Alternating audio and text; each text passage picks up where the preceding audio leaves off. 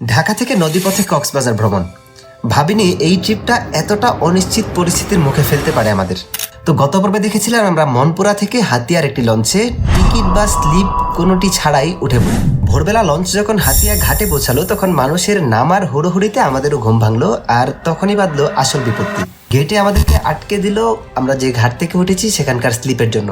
যেহেতু আমরা সেটি নেইনি তাই আমাদের থেকে সদরঘাট থেকে হাতিয়া পর্যন্ত যে ভাড়া সেটি দাবি করা হলো।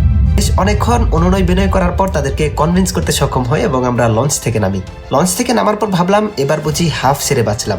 লঞ্চ থেকে নেমে একটি দোকানে বসে পরবর্তী প্ল্যান চেক করতে গিয়ে আমার চোখ তো একেবারে কপালে, কারণ হাতিয়া থেকে চট্টগ্রামের যে লঞ্চ সেটি ছাড়বে রবিবার, মঙ্গলবার এবং শনিবারে, আর আমরা যেদিন হাতিয়া পৌঁছাই সেদিন ছিল বুধবার।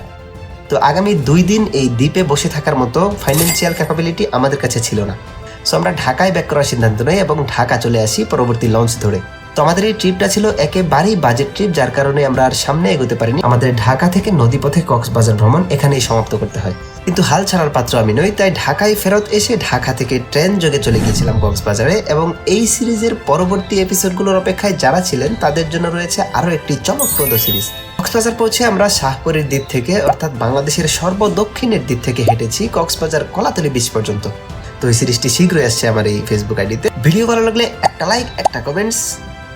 ধন্যবাদ সবাইকে।